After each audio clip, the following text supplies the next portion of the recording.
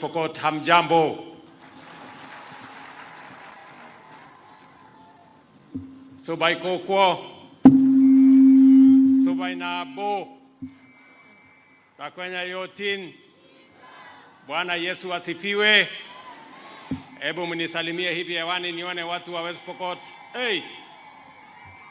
Naona kweli mko na maneno mmekuja. Kwanza mimi nataka nimshukuru Mungu kwa kutupatia nafasi hii. Tufike county yetu ya West Pokot kwa mara nyingine tena. Na mtanipatia nafasi kidogo kwa sababu tuko na viongozi wengi. Tuko na watu wengi marafiki wametoka sehemu mbalimbali. Marafiki wa ndugu yetu Bwana Guru na kampuni yake. Mumesikia ako na marafiki wengi ambao wamemsaidia kutoka IFC, banks zetu za Kenya na marafiki wengine wengi ambao wameungana na sisi leo katika kusherehekea kiwanda hii ambayo tumengojea.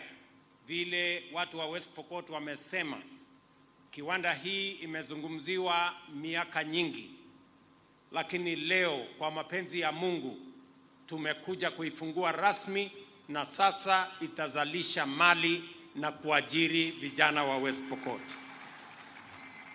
And therefore this is a very special day in many important ways to different stakeholders.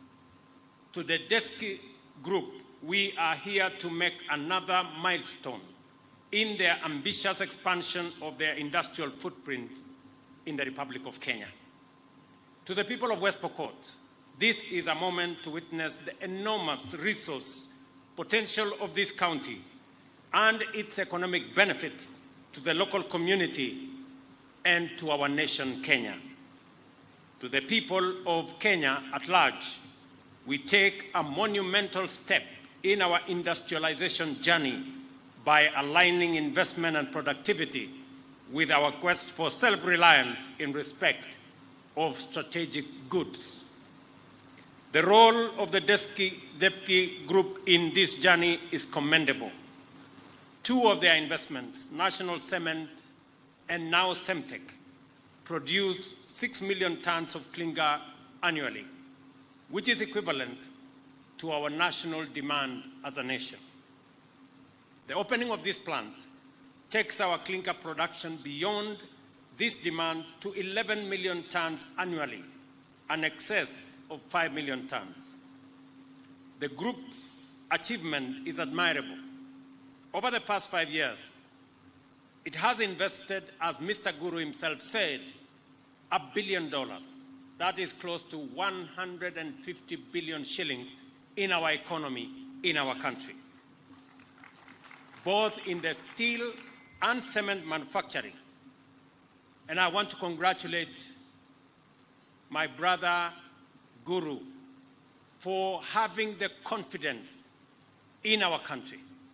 It takes courage, it takes commitment, it takes belief for one to invest 150 billion Kenya shillings, even if it is counted in whatever currency. $1 billion is big money in terms of investment.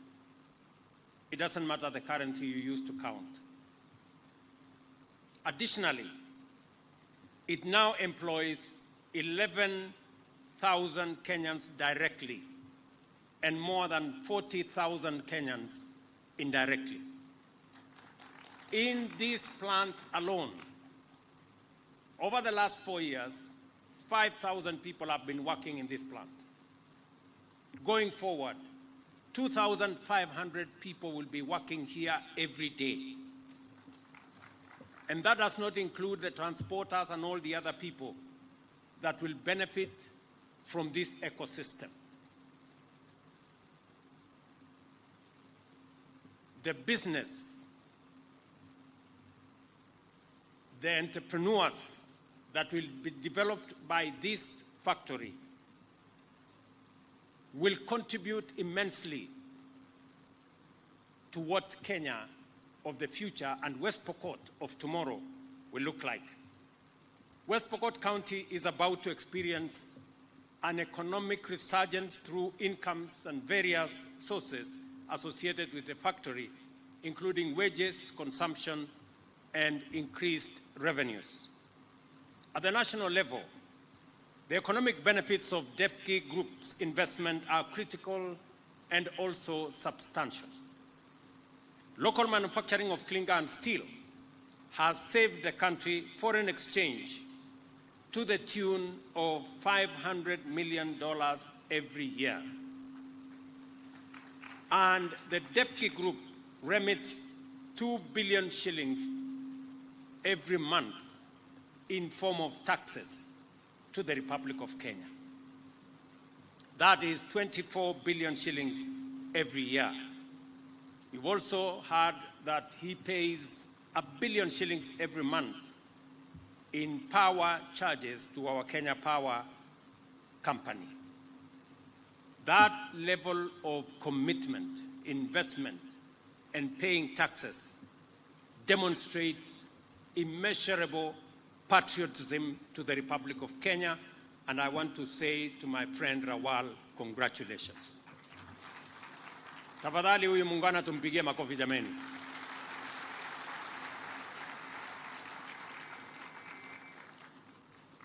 Huyu guru ni rafiki yangu, lakini anaamini kwenye taifa la Kenya.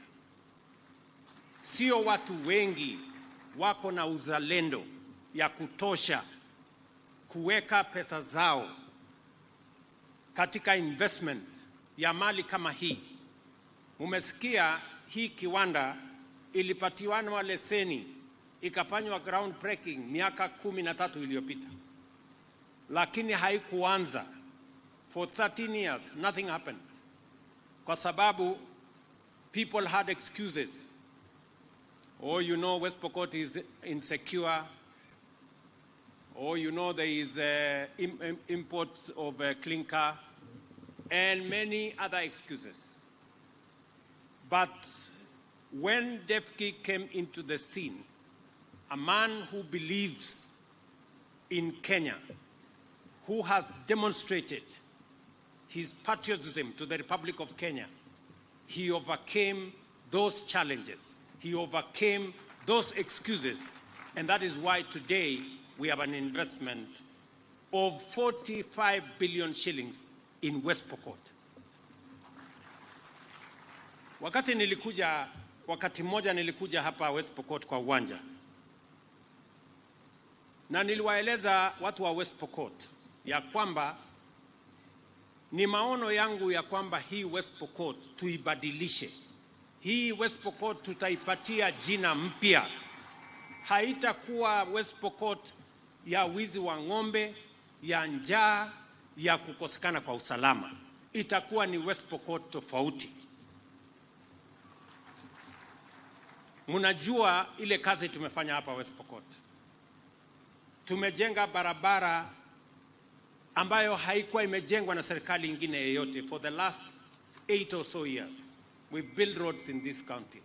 Mumesikia ile mpango tuko naye kwa zile barabara ambazo zimesalia. Barabara kutoka kule maili 9 kule Leseru all the way mpaka Murpus hapa. Tumepatiana hiyo kandarasi, tumepata pesa kutoka Africa Development Bank, na katika hiyo mpango tutajenga hiyo barabara. Yale mambo mengine mumeniuliza, kwa mfano tufanye dualing pale Makutano, tufanye dualing hapa Kamatira kutoka hapa chini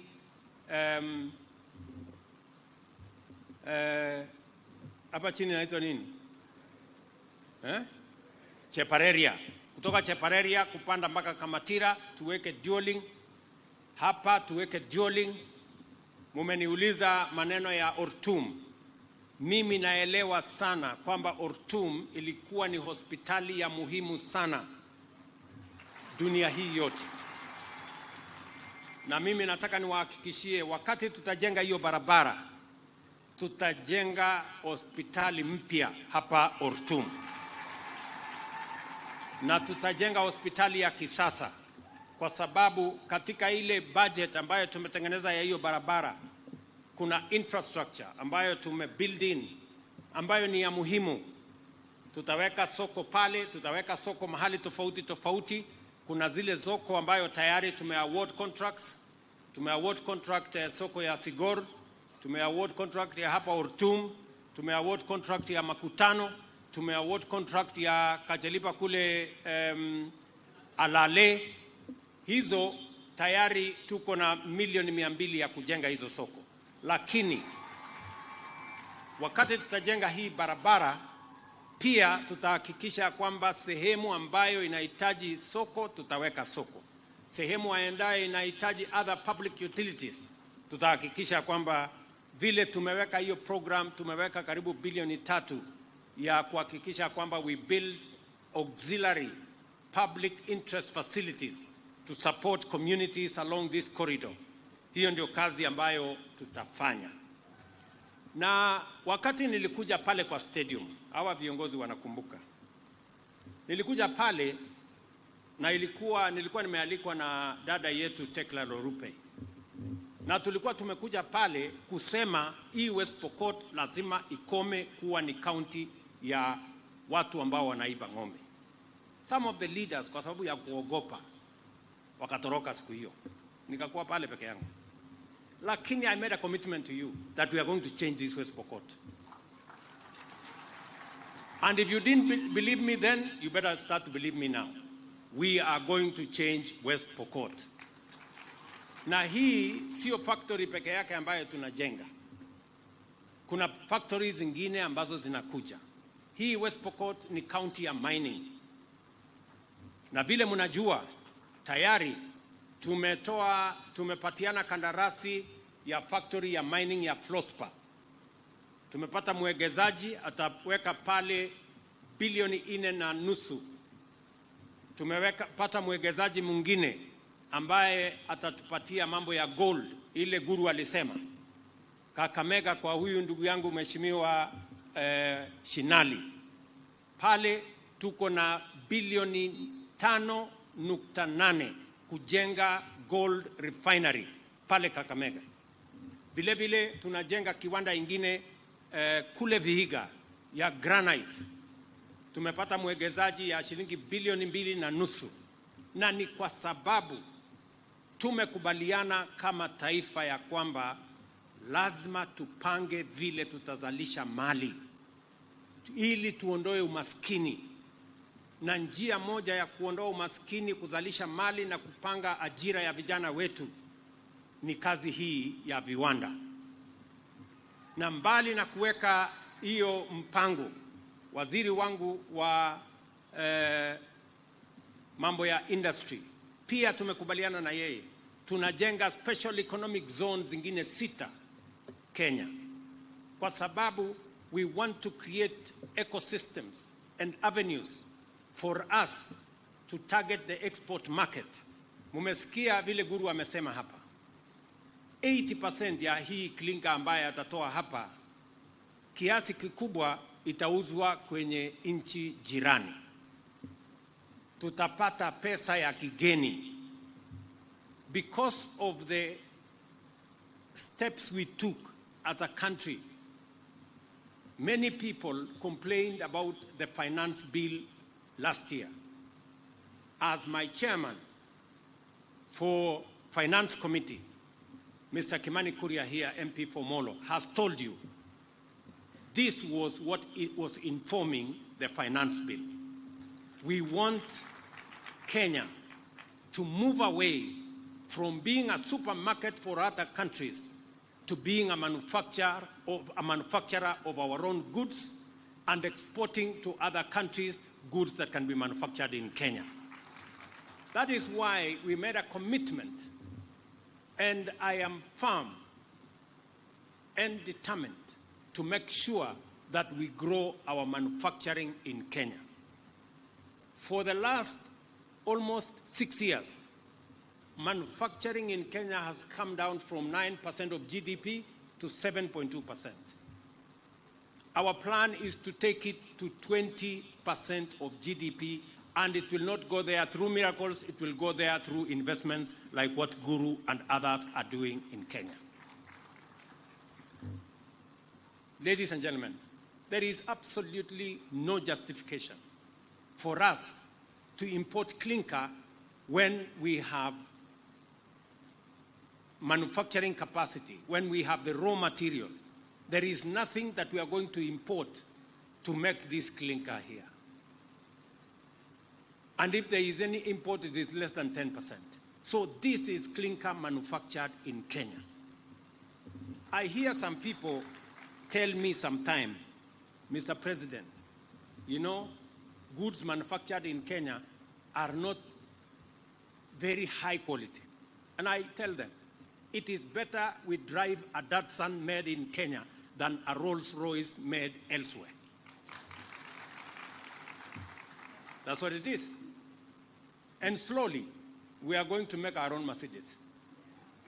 Pole pole, hii yetu hii tutaifanya mpaka itakuwa. Si namna hiyo? So, we must believe in ourselves. I want to tell the people, my countrymen and women, we must believe in ourselves. We must believe in our country. We must be patriotic. We must work for Kenya. We cannot continue to be slaves of other people merely because we do not want to take the hard decisions and invest in our own country. You have heard what this factory is doing. Many people, when we say that we want to create jobs for our young people, creating jobs is not merely growing the economy. You can grow the economy and still not create jobs. You must be intentional and deliberate when you are creating jobs. That is why we are investing in different programs. Apart from manufacturing and processing, we have a housing plan that is supposed to grow our housing units by 200,000 every year. And I'm very happy that we will now have cement at a reduced price because of this facility. Our housing plan is going to benefit from this investment. In this county, we already have land for the first 5,000 housing units. And I want to ask the young people here, those of you who are going to work here 2,500, we need another 3,000 who are going to work for us in our housing plan. As I have said, we are building another 4 markets, maybe 5 shortly. And we are investing in other areas. Waheshimiwa ambao wameongea hapa, pia tumekubaliana na wao ya kwamba ili tupange ajira ya vijana wa West Pokot na Kenya, mbali na viwanda kama hii ambayo tumepanga na wale waegezaji, mbali na program yetu ya housing, vile vile tumebadilisha sheria ya CDF.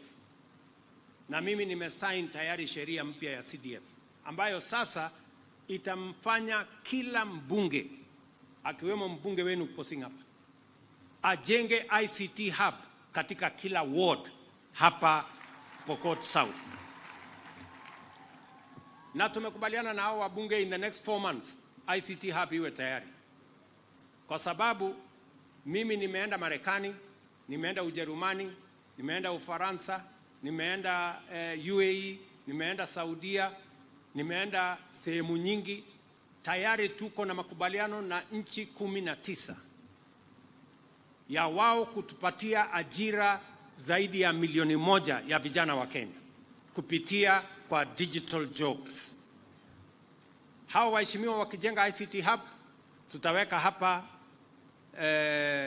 internet, tutalete computer, tuko na walimu wa kufundisha hawa majamaa, ili kijana wa West Pokot akiwa hapa nyumbani anaweza kufanya kazi kampuni Marekani ama Ujerumani ama Ufaransa, akiwa hapa nyumbani analipwa na dola na Kenya inasonga mbele. Tunaelewana jameni? Nikiongea na nyinyi saa hizi ndio msisikie, kwa sababu watu wengine wanapenda hadithi na story na kitendawili. Kampuni hii, nyinyi ni mashahidi, inaajiri watu 2,500. This company. Program yetu ya housing in the last 1 year, sasa tuko na watu wanafanya kazi 1,140 wanafanya kazi katika program yetu ya housing ambao hawakuwa wanafanya kazi. Nikiongea na nyinyi saa hizi tuko na vijana 120,000 wengi katika our technical training colleges. Saa hizi wanafanya kazi digital jobs na wanapata pesa kupitia kwa mtandao. That is how we are going to create a Kenya that leaves nobody behind. A Kenya that values our young people and makes sure that we are moving together as a nation. Watu wa West Pokot, mimi nimefurahi sana. The Destiny Group eloquently illustrates the power of investment to promote self-sufficiency and export production, create employment, increase economic activity, utilize local resources and generate attractive returns for both the investors and for the country. It also demonstrates the vision behind our bottom-up economic transformation agenda by outlining the roles of investment, manufacturing, and industrialization in enhancing our country's self-sufficiency and export performance. It is important that we create incentives to promote more of such investments for our local investors in the manufacturing sector, to promote competitiveness by embracing the most efficient technologies. This is because incentives are investment that must be repaid in higher productivity, greater efficiency, higher competitiveness, and a strong export performance. This is the path by which we shall achieve our ambition to grow manufacturing sector by 20% of our GDP by 2030. DEFCI Group have shown us that this target is within reach and it is attainable. In view of the implications of the local manufacturing capacity in terms of jobs, productivity, forex savings and revenue, it is not reasonable to provide duty and levy exemptions to importers of goods that can be produced locally. And that is the commitment I made to the country, and that is the assignment I gave to Parliament under the chairmanship of Mr. Kimani here and his team, that clinker, we are not going to be importing clinker, we will manufacture locally. Cement, we are not going to be importing cement, we are going to manufacture locally. Steel, we are not going to be importing steel, we will manufacture locally. Furniture, we are not going to be importing furniture, we are going to manufacture locally. Just imagine, ati kuna mtu anasema ati tuagize kitanda kutoka Marekani, ama meza, ama kiti. Sio ni ukumbavu kubwa sana? Yani niwaulize watu wa West Pokot, kutengeneza furniture, kitanda, sijui meza, sijui nini, inahitaji ujuzi mingi. Inahitaji tu seremala, na msumeno, na randa, na nyundo, na msumari. Mambo imekwisha, si kitanda iko tayari. Na tumewaambia wale wanataka kuimport kitanda kutoka sijui wapi, hiyo kazi hawatafanya. Na kama hawataki kulala kitanda imetengenezwa na Wakenya, wanaweza kulala chini. There is no problem. Hakuna mtu atakufa kwa sababu alilala chini. So we must believe in Kenya. We must be patriotic to our nation. Na mimi nataka niwashukuru watu wa West Pokot. Gavana wenu amesema hapa ya kwamba nyinyi mmejitolea, mmezalisha chakula. And I want to thank the people of West Pokot. Mmezalisha chakula ya kutosha, mkajilisha wenyewe na mkatusaidia kulisha Wakenya wengine. Pia gavana wenu amesema mmepata mbolea. Mimi wakati nilikuja hapa nikaomba kura zenu. Mimi kati ya mambo niliwaeleza ni kwamba hii mambo ya mbolea mimi naelewa. Na tutapunguza gharama ya mbolea. Hiyo ilikuwa 6,000, mwaka huu tunauza na 2,500. Na bado tuko na mpango. Na hiyo kazi ambayo tumefanya ya kupunguza hiyo gharama ya mbolea. Imetusaidia kwa kahawa, imetusaidia kwa chai, imetusaidia kwa sukari, imetusaidia kwa mahindi, imetusaidia kwa ngano. We have production now in Kenya. Na Mungu akatubarikia na mvua mwaka uliopita na mwaka huu. Mimi nataka niwaulize Wakenya wote, let us focus and make sure that we remove and eliminate the shame of hunger in our nation by making sure that we produce. Mimi nataka niwashukuru Wakenya wengi. Siku hizi nakuta hata watu ambao hawajawahi kulima, siku hizi wameanza kulima. Watu walikuwa na tai mzuri huko Nairobi, siku hizi wamerudi mashambani, wanalima na kurudi Nairobi. Mimi nasema pongezi kwa Wakenya. It is a moment in history where all of us as a nation know what we need to do to deal with the shame of hunger in our country by making sure that we enhance our productivity. Na ndio mimi nataka niwaeleze wakulima wa Kenya ya kwamba tuko na mbolea ya kutosha. Tulikuwa na changamoto kwa sababu ya kusafirisha mbolea, tuko na vita huko sijui Ukraine, tuko na vita huko katika Red Sea, ikatulazimisha tuzungushe fertilizer ipitie mpaka ipite South Africa, ikachelewa kidogo pale nyuma, lakini tuko na fertilizer ya kutosha. Every farmer will get the correct fertilizer. Na wale watu wachache, kwa sababu kuna wakora ambao wanataka kuhujumu hiyo kazi ya muhimu ya kuzalisha chakula. Nilisema na narudia nikiwa hapa West Pokot, hawa watu ambao, kuna kampuni moja inaitwa KL sijui nini, nimesema hawa watu, number one, kama kuna fertilizer mkulima amenunua na sio correct, huyo mkulima lazima akuwe compensated, apatiwe fertilizer ingine free of charge. Na wakora wote mambo yao ni matatu. Ama tulikubaliana namna gani? Si mambo ni matatu? Wakora wajipange. So, na mimi nataka nishukuru what Parliament did in our policy change to promote local manufacturing. I am happy to announce that apart from Guru here, who has invested in this cement, in this clinker plant, tuko na kampuni ingine 4 ambayo pia wamepata leseni, wameenda kujipanga wafanye hii kazi kama hii Guru wamefanya hapa. Wale watu wa steel, tuko na kampuni ingine 5 ambayo sasa wamejua hakuna mchezo. Sasa wamerudi, wametafuta leseni, wataenda kujenga kampuni kubwa ya kutengeneza steel ili tuweze kuhakikisha kwamba tuko na steel, tuko na cement ya kutosha Kenya.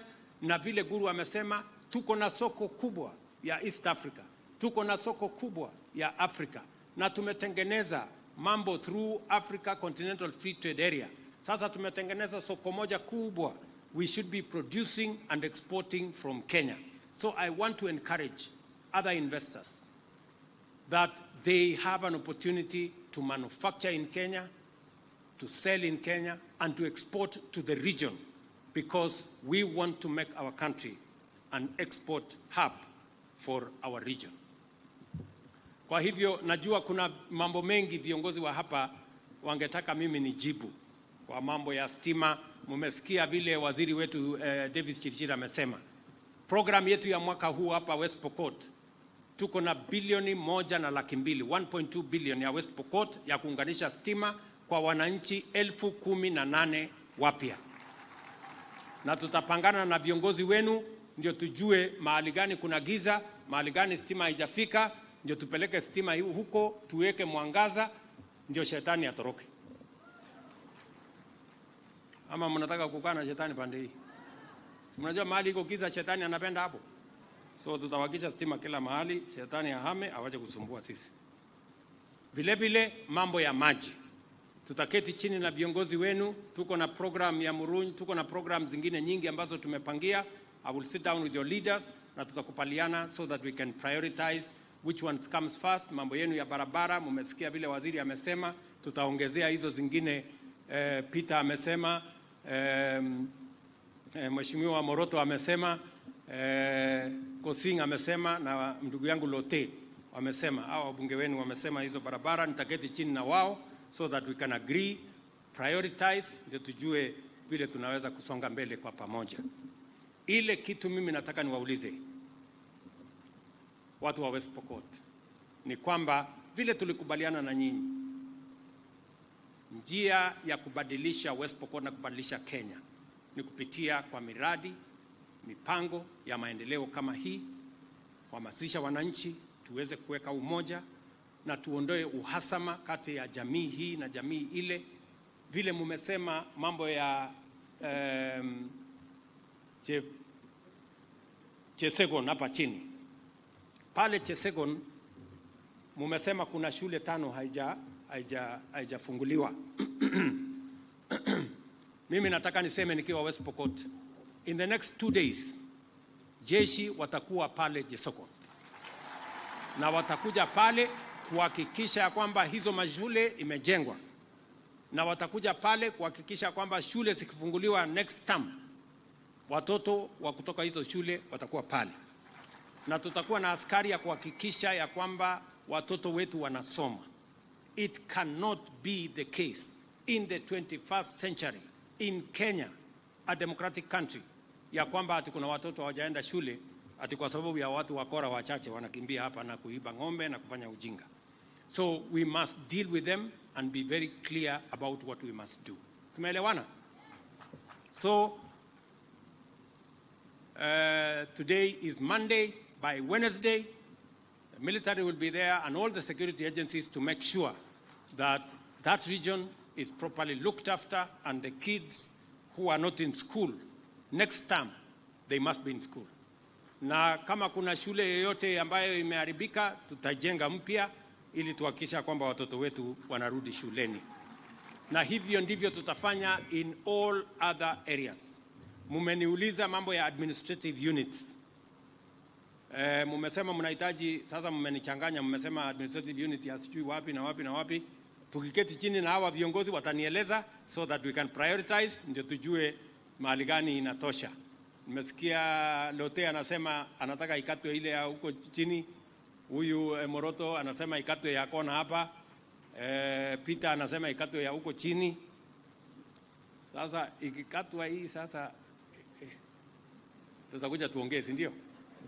Ndio tupangane vizuri, ndio tuone vile itakuwa.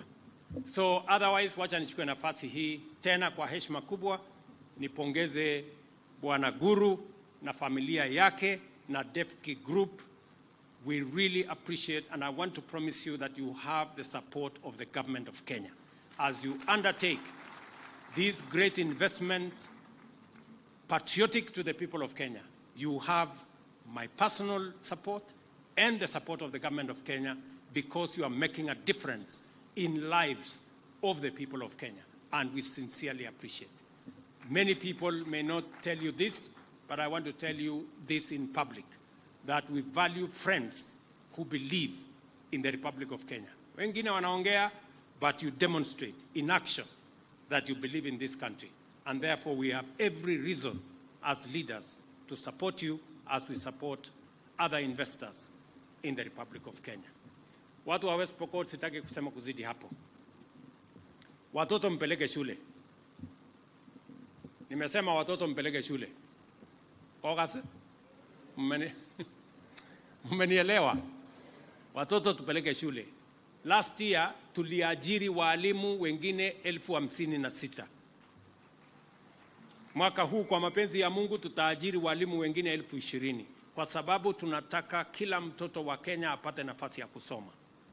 That is our commitment, so that we can build a nation that we all believe in.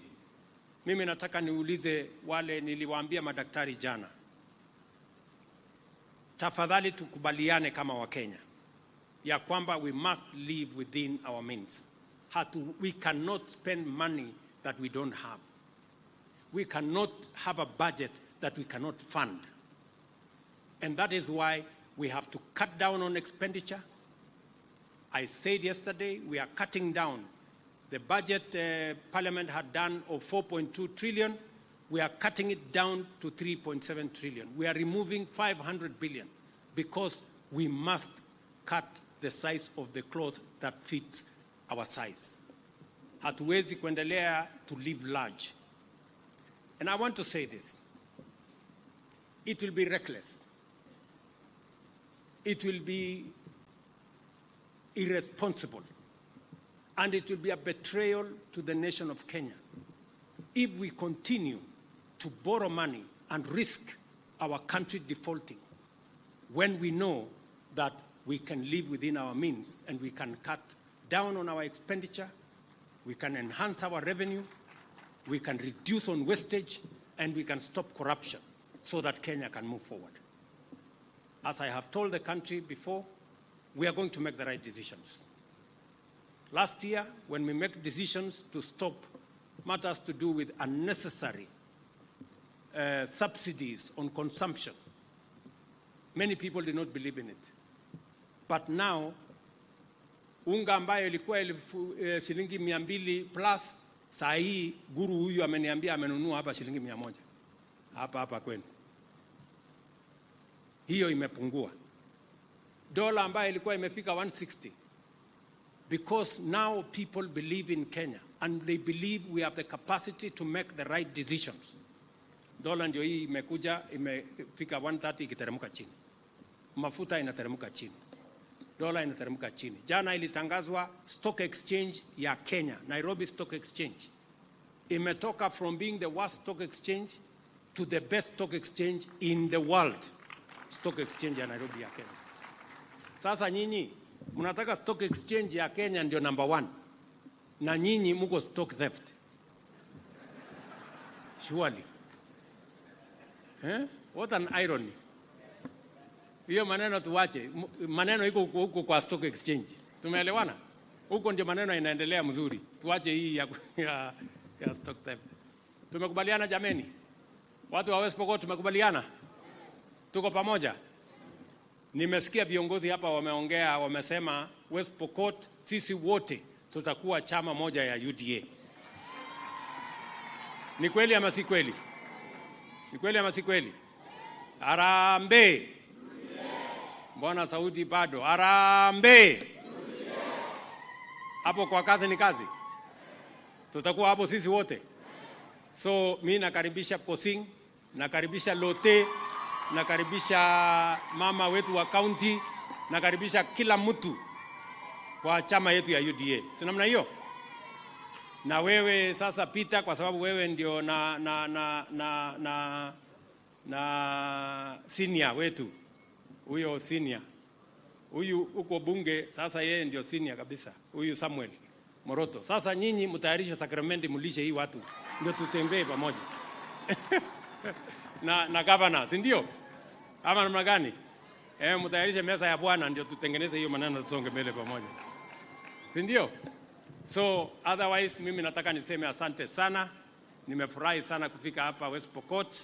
Mimi nawapenda sana na watakia baraka ya Mungu. Thank you very much.